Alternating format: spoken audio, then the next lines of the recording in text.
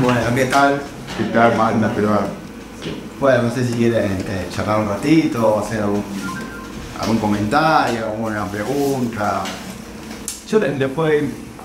sí, Esta es una película que se hizo gracias a... Bueno, por un lado el trabajo, ¿no? La investigación. Acá está presente la directora de fotografía también. Soledad Cáceres. O sea, posible mucho trabajo, pero sin duda se concreta la posibilidad de hacerlo a partir de participar en un concurso del Inca y ganar ese concurso. Y llegamos a tiempo, porque sí, un tiempito más y nos cortaban la cabeza. Pero bueno, se logró. Eso por un lado, y por otro, también las casualidades y las causalidades de la vida dieron que conozca a Eva y que entable una relación de amistad poco corta de los últimos años de vida de ella, pero que me permitía acceder a su historia, a su experiencia y a conocer su cine, ¿no? Y a raíz de esos encuentros que yo tenía con ella los viernes de 3 a 5 de la tarde, 2 veces por mes aproximadamente, durante un par de años, es que surge la posibilidad de grabarla y bueno, finalmente proponer en el instituto la película y lograr hacerlo. Así que un poco ese es el marco, ¿no? el inicio de este proyecto. Yo no sé qué les pareció la película, sé que resultó interesante. Bueno, eso, bueno. ¿O qué quisieran preguntar? ¿Cómo la conociste a Eva? Y fue... Yo hago cine debate, entre otras cosas, con un grupo de gente hace muchos años. Y una señora un día para mi cumpleaños me regala una novela, Máscara, que había escrito Eva.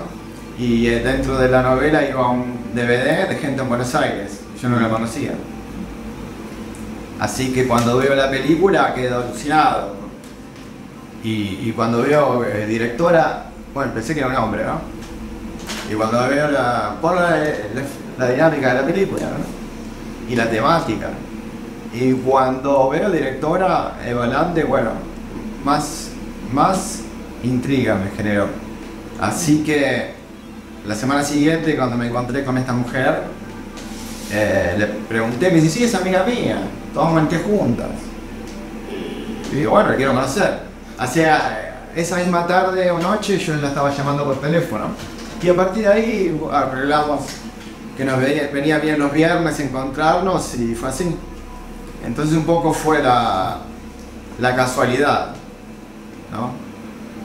Y ahí me encontré con ella y su historia y con la casa también, que al principio solo era un lugar donde nos encontramos, pero yo miraba y veía, ella ya tenía ahí 95 años y vivía sola, o sea, la hija iba cada tanto, pero yo no la había visto nunca a la hija. Y veía que estaba llena de libros y ya veía un montón de latas de películas por todos lados. Eso que vieron ahí que se llevaban era solo una parte, ¿no? Y ella me decía que las películas, los cortometrajes estaban perdidos, que Alex, donde había trabajado, donde los había revelado y los había editado, había fundido en los 90 y habían tirado toda la basura. Y entonces ella me decía, no, ya está todo perdido, ya. Quiero dar una foto. Pero yo tuve una abuela, bueno, todos han tenido abuelas, pero yo tuve una relación muy buena con mi abuela. Y también de hablar así, ¿no?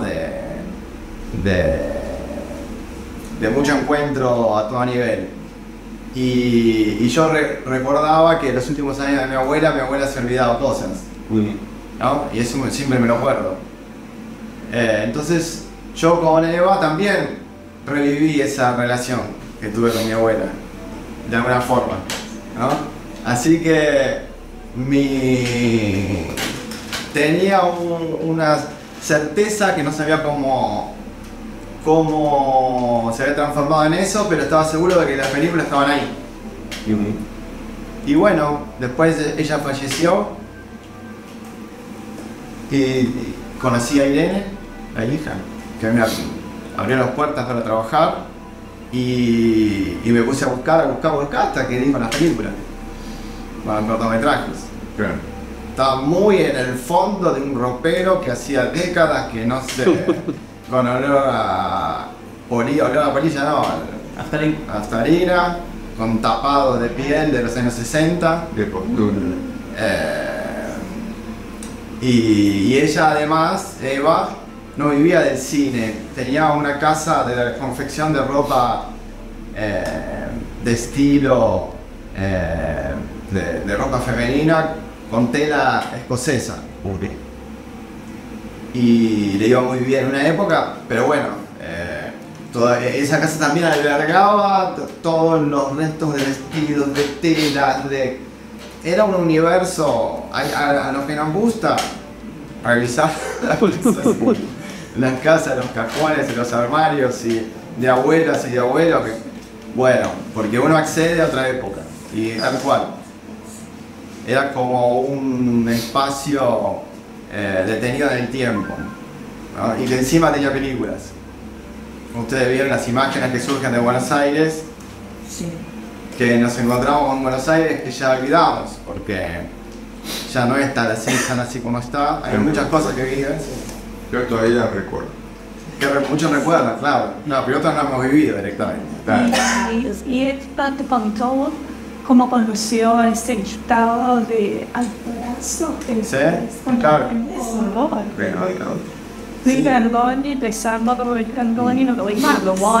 Yo vi acá que vieron la película sobre Heidi Krieg, ¿puede ser? Sí, la vimos. Bueno, Se esa proyectó. película se conecta con esta película. Sí. De alguna forma. Muy. Pero bueno, ella era amiga a raíz de que quiso formarse como directora de actores y de actrices y se conectó con la mejor maestra de actores y actrices de la Argentina, Heidi Krieg, que era una húngara que venía con el método Stanislavski. ¿Qué apellido? Heidi Krieg. Krieg. Claro.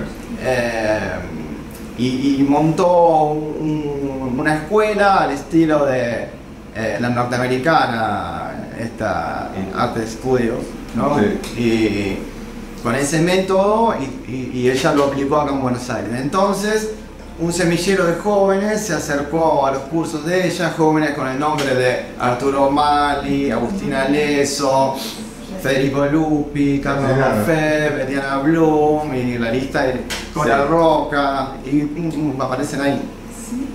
Entre tantos, Ulises Dumont. Pero ella los conoció cuando no eran nadie todavía. No habían hecho películas, recién estaban haciendo sus primeros pasos en teatro. Y tener talento es también saber ver el talento, sobre todo de una directora de cine, ¿no? Y ella vio ahí ustedes vieron que los que actúan en las películas de ella son los tipos y las tipas que después se consagraron. No le pifió a ninguna. Y así es que, bueno, lo fue seleccionando a partir de participar en este taller con Heidi Krieg, ¿no? En la que relata, perdón, que es la hija, toda Claro. su historia en el inferior. Claro. Claro. La película finalmente tiene dos protagonistas, que son Eva e Irene, ¿no? E Irene fue la actriz de prácticamente todas las películas de Eva.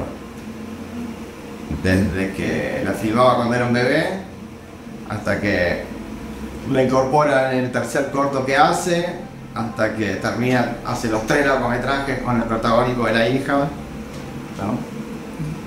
No hace mucho tiempo atrás, en la revista que tiene Clarín, que se llama Viva, apareció una nota de Eva Lande. Sí. Y ella lo leyó. Sí. ¿Sí? Creo que fue de la semana de Maurice Disney, que traje toda mi innovación. Heidi Krieg, claro.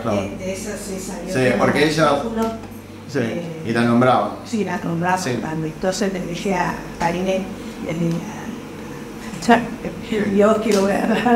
Claro. A ver. Y ahí quedó el Y interés ahí por me quedó ver. ese interés para ver. Ahí va. Claro, porque ella traía un método Claro. más como realista, naturalista, abordaba la actuación de otra forma, ¿no? Hemos sacado así del cine, Sí. de lo que sea, ¿no? A veces hay gente que racionaliza y digo, no, el cine es emoción, me quiero meterme. Pues cuando puedo ver todas las noches una película que me molesta y toda esa cosa. No, porque me voy con el personaje, me voy con el cine. Sí, más centrado. Mucho. Como ahora también, me fascina ver todo lo que sea, ¿no? Una mujer capacidad artística, no sea tan... Ahí no siguió siendo, no, se quedó ahí. No, se quedó ahí en la actuación, lo que Sí, pasa ¿no? que Sí. ella abordaba distintos ámbitos del arte. Claro. Empezó cantando, ella no participa en los primeros cortos de la madre, pues se había ido a París a cantar en bares. Y cuando la madre ya en el tercer corto que tenía el proyecto de hacer largometraje, la trae a la hija y bueno, y ahí a partir de ahí participa durante más de 10 años en todas las películas de Eva. Y después ya en el 79, con la experiencia de la película uruguaya y con la dictadura, así que ya la conocía. Claro. Eva tuvo un problema que fue que no era querida ni por, obviamente, ni por la derecha, ¿no? Y también tenía algún conflicto con el peronismo, digamos, ¿no? Porque ella cuando muestra gente de Buenos Aires, muestra que secuestran gente, Sí. pero eso lo muestra ya en el año 1973, donde lo que secuestran no es la dictadura, sino que la AAA. Sí. Y la AAA tenía una ligación con un sector del peronismo, ¿no era? Sí. Entonces, a ella después, a eso se debe el borrado, Ah, porque durante los 80 y los 90, por un lado porque era muy de izquierda y por otro lado porque mostraba algo que el peronismo, no, yo digo peronismo, digo yo hoy prefiero el peronismo antes que nada, ¿no? Digo para aclarar, ¿no? Pero no soy gorila ni mucho menos, ¿no? Pero las cosas hay que decirlas como son. El peronismo, hay un peronismo de derecha que participaba de la AAA, pero después, durante el menemismo, que fueron todos los 90, que se la podría haber reivindicado, podría haber aparecido en la película, las películas de ella, había como una idea, ¿no? Una orden no dicha en los medios de comunicación, que las películas de ella no se pasen porque manchaba el peronismo en alguna, y ellos preferían no indagar eso, ¿no? Esa fue la cuestión, un poco el karma que le tocó cinematográficamente, ¿no? Además de padecer todas las censuras de la dictadura, de las dictaduras de Uruguay y de la Argentina. ¿Y hasta qué año filmó? 79. Después hizo varios guiones, 2 guiones al menos que yo vi, pero ella empezó a filmar largometrajes cuando tenía 50 y pico de años. Y a veces, el cine igual uno puede seguir filmando, no es problema, pero además hay que agregarle que ella era mujer, era un factor que en la Argentina de los 70 y en el ámbito del cine no hay que menospreciar como una dificultad. ¿Por qué? Sí. Y porque el ámbito del cine, podríamos decir que tuvo en esa época un sesgo, yo no sé si machista, pero bueno, por ahí le andaba, digamos. ¿Sí? Había gente de todo, porque ella me contaba Armando Bo. No es Armando Bo, Armando Bo me dice, eres un señor, el que me abría las puertas, el que me facilitaba todo, el que... Armando Bo, uno dice, no, el cine erótico, qué sé yo, sin embargo era el que más la apoyaba y más fomentaba, ¿eh? Y la periodista. Y otra gente, como los que hicieron la Patagonia Rebelde y qué sé yo, Sí. que tenía toda una impronta más de izquierda, ellos eran los más que la atacaban y si, no atacaban, pero si le podían relegar a lugares secundarios. Así que todo es más complejo de lo que uno piensa, ¿no? La realidad es más rica que lo que... Sí. Pero había, ahora no.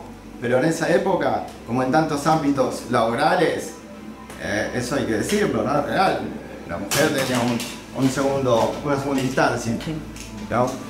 Y estaba María Luisa Bember, pero María Luisa Bember venía... Estaba protegida.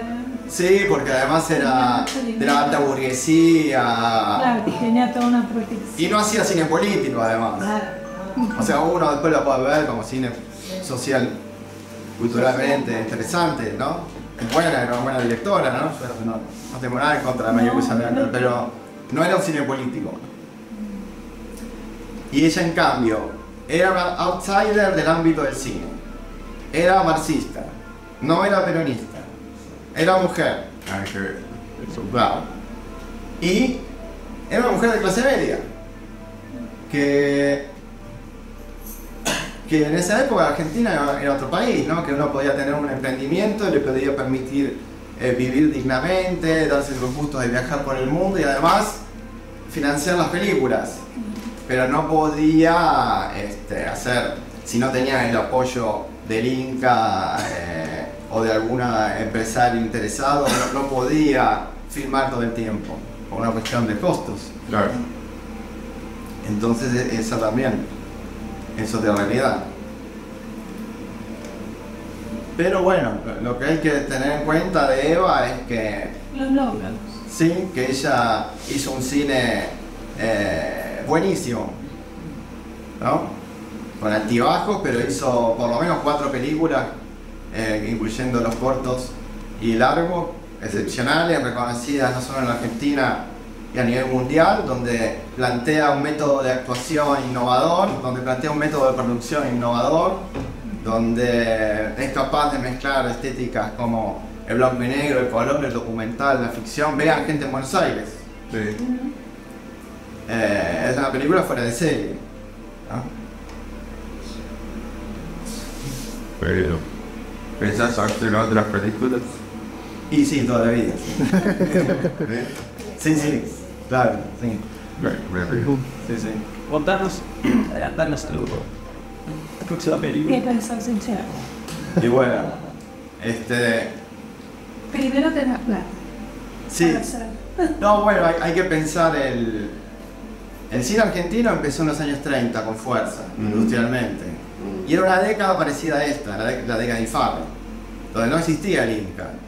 Y sin embargo, gente como Romero, ¿no? Empiezan a filmar y empiezan un cine que sin apoyo estatal empieza a ganar el público, contando la cotidianidad de la Argentina, de Buenos Aires, de la idiosincrasia, ¿no? Donde el espíritu del tango está presente y fue un acierto, ¿no? Inclusive el cine prefiguró el peronismo, porque si uno ve las películas de Romero, año 42, 39, ya los laburantes se trataban de compañeros.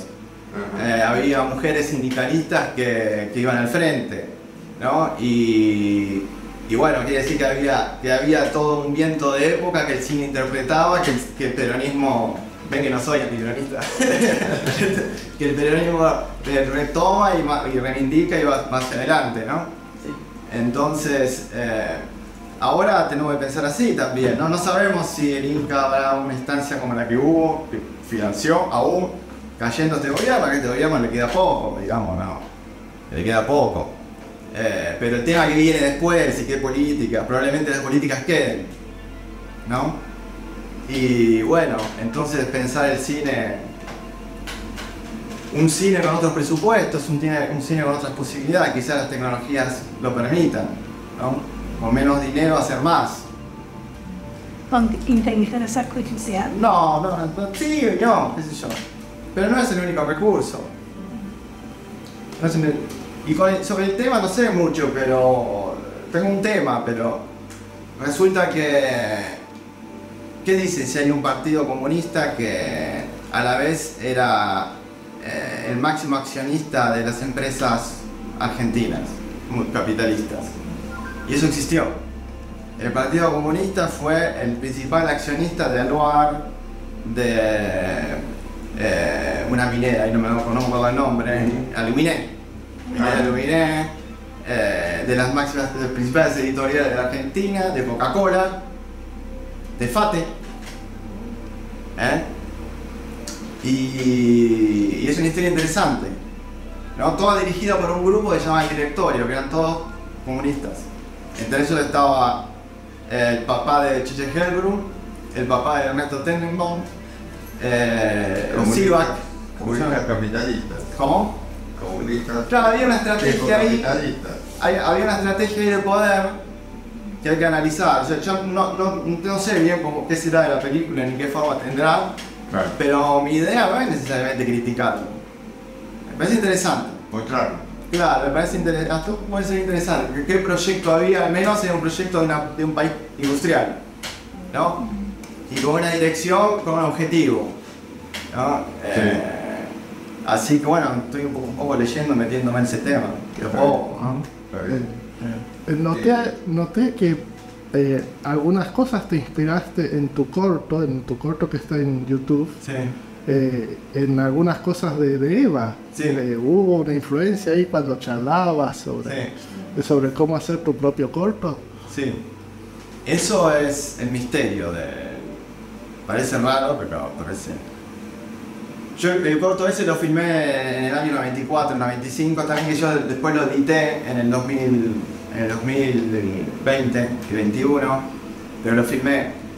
Y cuando yo veo ese corto encuentro que lugares donde yo había filmado y donde había hecho los encuadres son lugares donde Eva había hecho décadas antes eso.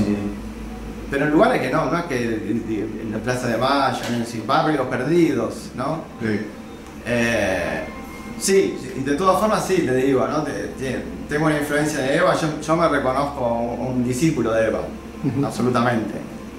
Pero cuando uno se mete en un tema muy profundamente, y en el cine es mi única experiencia con respecto a la cultura, pero cuando uno se mete, a mí me pasó que yo que me formé siendo un materialista dialéctico como Eva, puedo decir que tuve experiencias místicas con Eva, ¿no? Y no me genera ninguna contradicción ni un conflicto, ¿no? De la forma en cómo encontré las películas, de un montón, yo no me acuerdo, pero muchas coincidencias que me asombran. Pero bueno, eso es una cosa mía. Salió la pregunta y no lo cuento realmente. Está bien. Bueno, te agradecemos mucho por venir y bueno, te esperamos para tu próxima película, te vamos a esperar también. Bueno, gracias. Muchísimas gracias.